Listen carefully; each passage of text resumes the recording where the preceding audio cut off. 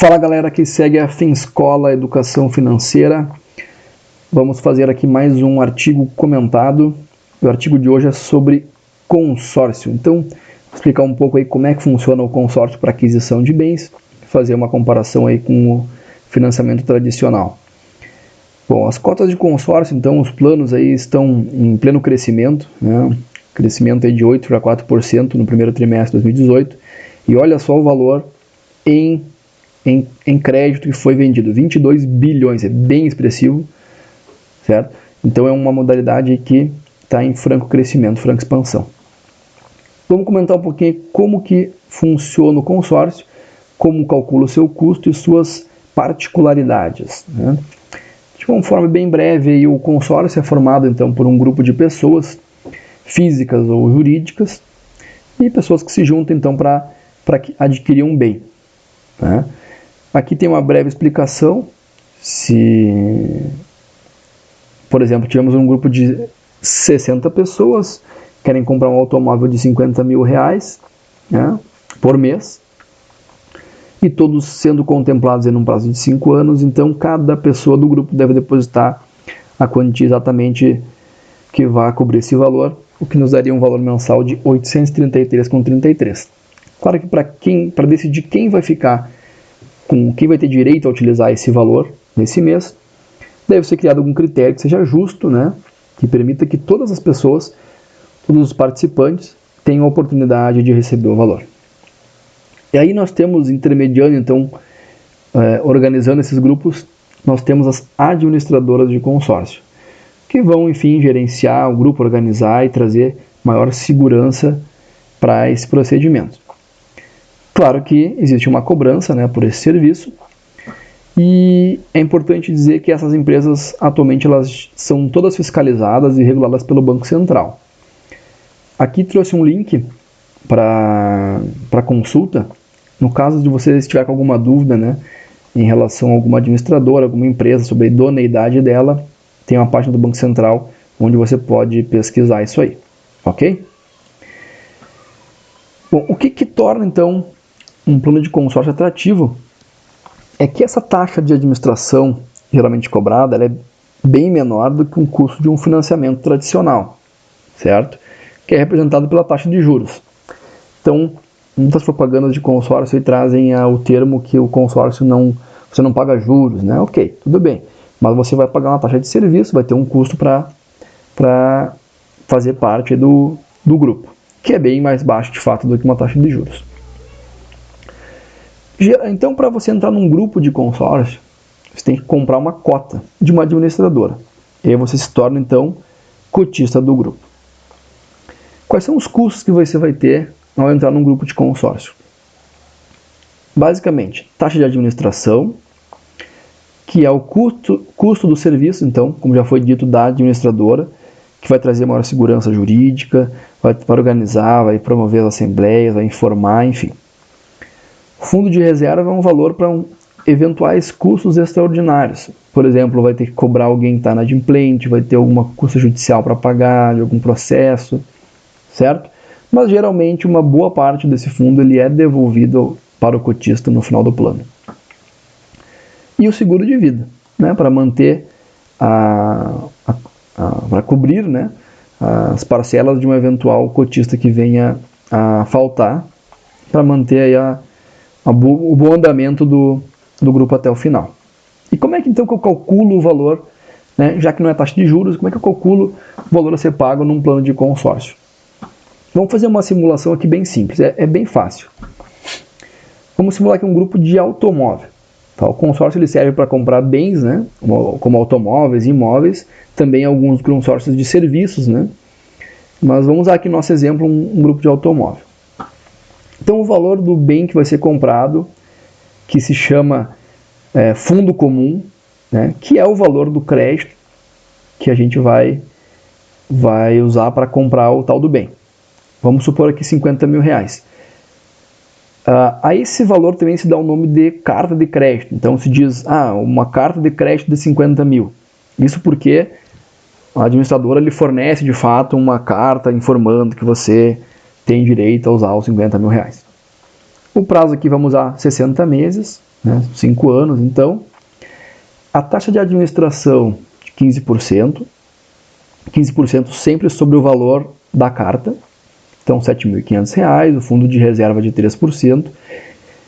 Esses valores aqui, essas taxas, eu estou usando uma média de mercado, claro que pode variar de uma empresa para a outra, né? E o seguro de vida não é bem assim um percentual que se calcula, mas só para fazer uma aproximação que vamos usar 1%.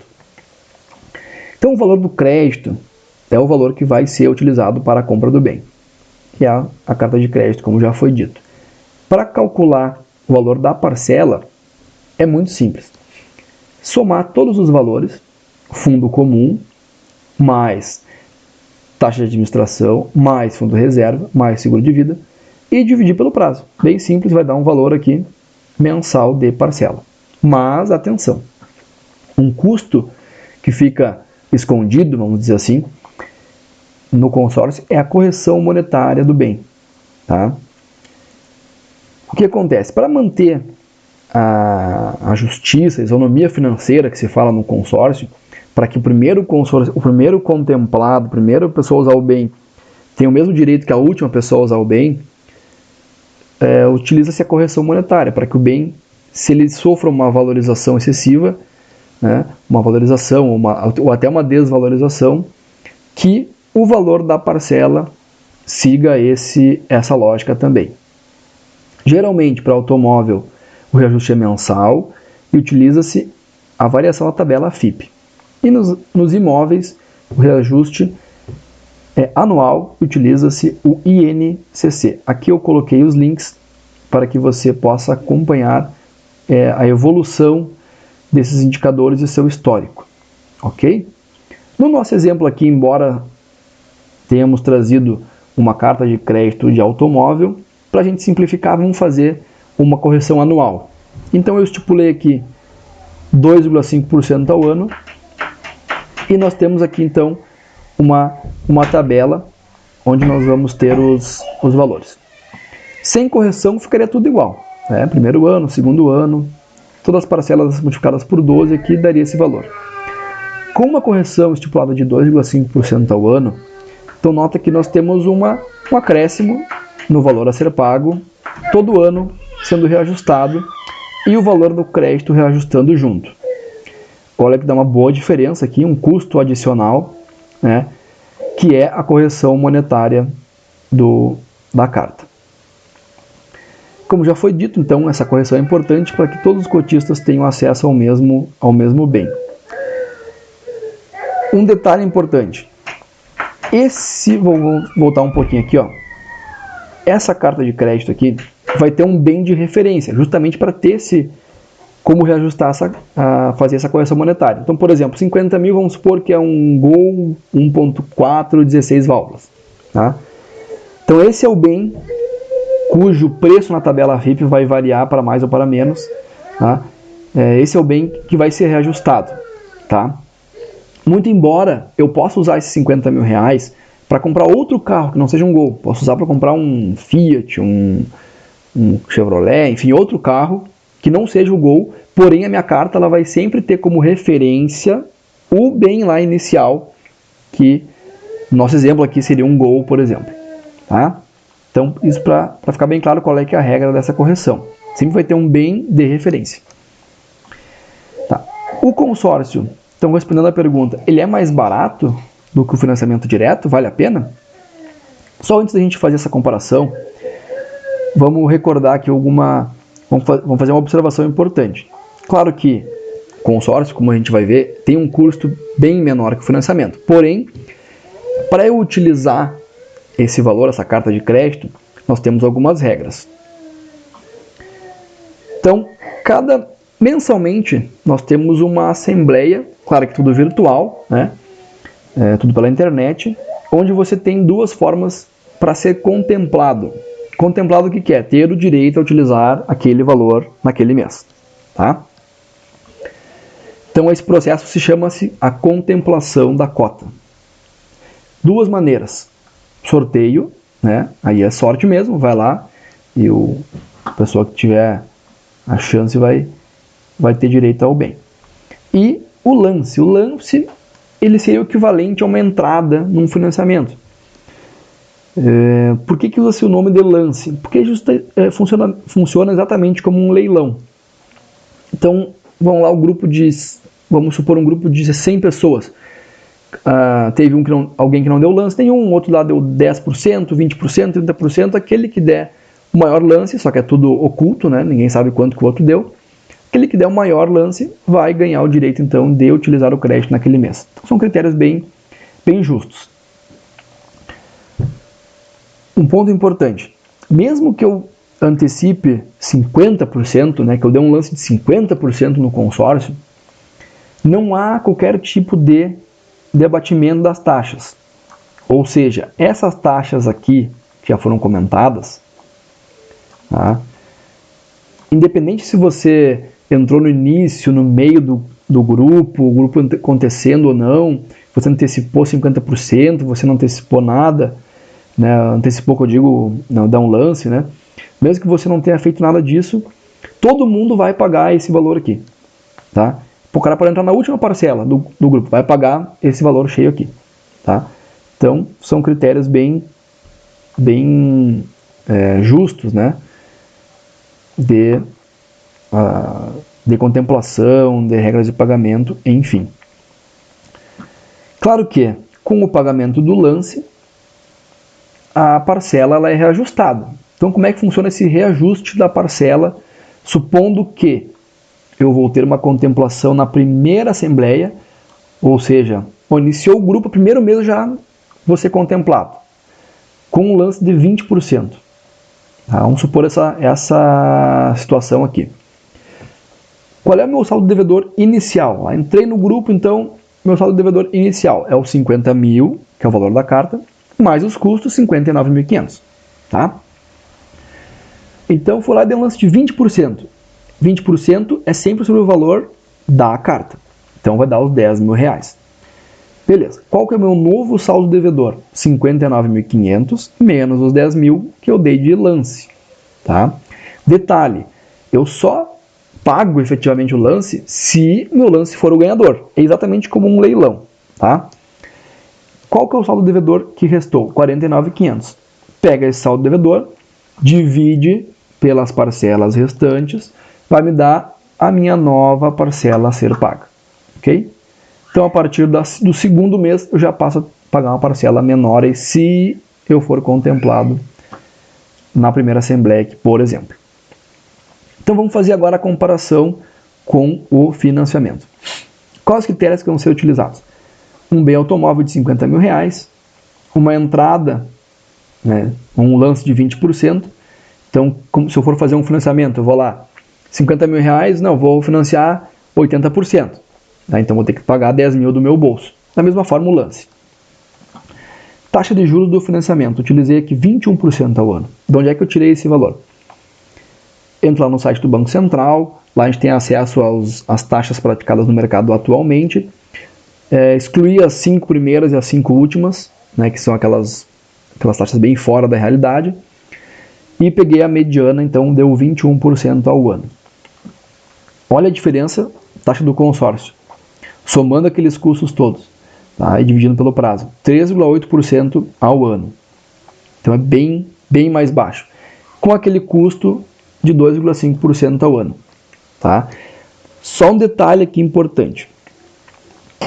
No financiamento, a taxa de juros, o meu custo, eu pago sobre o saldo financiado, que no meu caso aqui é os 40 mil reais, ok? E no consórcio, o meu custo, ele incide sobre o total da carta. Então, por mais que eu tenha dado 10 mil de lance, pago esses 10 mil, os meus custos incidem sempre sobre o total, sobre o 100%, sobre os 50 mil. Tá? Um detalhe importante, não para não haver confusão, mas mesmo assim, vamos comparar aqui e vamos ver que dá bastante diferença. Então, comparando o fluxo de caixa, opção A, o financiamento direto, que é o empréstimo, tá? E o plano de consórcio. Então, vamos ver aqui, olha a diferença. Opção A, ambos dão uma entrada, pagamento inicial de 10 mil reais. Olha a opção A aqui, parcelas iguais, multiplicadas por 12, a soma quanto que dá. E a opção B, o consórcio, com as correções, lembra aquela correção anual, no meu caso aqui a gente supôs 2,5 ao ano, tá? Mas olha a diferença aí, quase 10 mil reais lá no final, isso sem contar o fundo de reserva que uma parte dele volta para o cotista, tá? Então então a gente nota que o consórcio tem uma economia significativa em relação a outro tipo de financiamento, tá? Claro que se eu variar aqui a taxa de juros do financiamento, para mais ou para menos, vai haver uma diferença aí, mas em geral, na ampla maioria dos casos, em praticamente todos os casos do consórcio, tu tem um custo menor com ele, tá? Para finalizar, 3 considerações importantes. No nossa simulação, usamos um lance de 20%, porém, esse lance ele é considerado baixo para um grupo que está iniciando. Porque, lógico, quando o grupo está iniciando, mais gente quer tirar o bem, está mais ansioso, né, para utilizar a carta. Então os lances são maiores. Conforme vai avançando o prazo, os lances vão reduzindo de valor, certo? Fiz uma estimativa que, por experiência mais realista, é algo em torno de 35% nas primeiras assembleias para ser contemplado. Dependendo do grupo, dos participantes, enfim, depende de uma série de questões, mas botar um percentual aí médio, 35%, tá? Bom, é óbvio que, mas se eu comprar à vista, né, o bem, né, claro, você não vai ter o custo do consórcio, e é lógico que você vai ter uma vantagem financeira comprando à vista, tá? Porém, é uma ótima alternativa para quem tem uma certa dificuldade, né, de ter aquela disciplina de poupar mensalmente, né, porque ele já é um plano pronto, uma parcela debitada na conta, o boleto, enfim, tu tem aquela obrigação mensal que vai te forçar a reservar esse valor para aquisição de um bem. Além, é claro, da possibilidade de ser sorteado. E daí, não tem cálculo que você faça. Se você for sorteado nas primeiras assembleias ali, primeiros 6 meses, vamos supor, é bem mais vantagem do que ser, até mesmo do que comprar à vista, porque você não vai despender nada, né, para ter o bem. Então tem essa possibilidade também, tá? Além disso, existe um mercado paralelo, né, legalizado, lógico, não tem nada de errado com isso, que compra e vende cotas contempladas. Então vamos lá, se eu comprei uma cota lá, vamos dizer que eu nem preciso do bem, ou eu tenho dinheiro para comprar à vista, mas eu comprei uma cota e dei a sorte dela ser sorteada, ou até mesmo dei um lance bom e contemplei a carta. Eu posso pegar essa carta contemplada e transferir para uma outra pessoa e cobrar um ágio, que a gente chama disso. O que é isso? Aquela outra pessoa está com pressa, né? A pessoa que está comprando a cota contemplada, ela está com pressa de adquirir um bem. Então eu vou chegar para ela e vou dizer assim, meu amigo, você tem 2 opções. Supondo que a pessoa não tem dinheiro para pagar à vista o carro, ou o bem, enfim. Tu tem a opção de fazer um financiamento com uma taxa de juros, tanto você vai pagar 10 mil reais a mais num financiamento, né, do que no consórcio. Eu tenho aqui uma carta contemplada, uma cota contemplada. Se você vai pagar 10 mil a mais fazendo um financiamento, compra essa carta de mim, eu te vendo ela por 5 mil reais a mais do que eu já paguei, ou seja, esse é o ágio, 5 mil reais a mais do que eu já paguei, e você vai sair ganhando, certo? Então há um mercado de compra e venda de cotas contempladas que é bem significativo e beneficia tanto as pessoas que compram cotas como quem vende cotas também, certo? Então é interessante esse mercado aí paralelo que o brasileiro, como um cidadão muito criativo, né, inventou aí um compra e venda de cota contemplada. Não é essa a ideia original do consórcio, mas se criou um mercado muito forte em cima disso aí, ok? Se ficou com alguma dúvida, entre em contato conosco. Muito obrigado pela sua atenção. Finscola, construindo sua riqueza para a felicidade.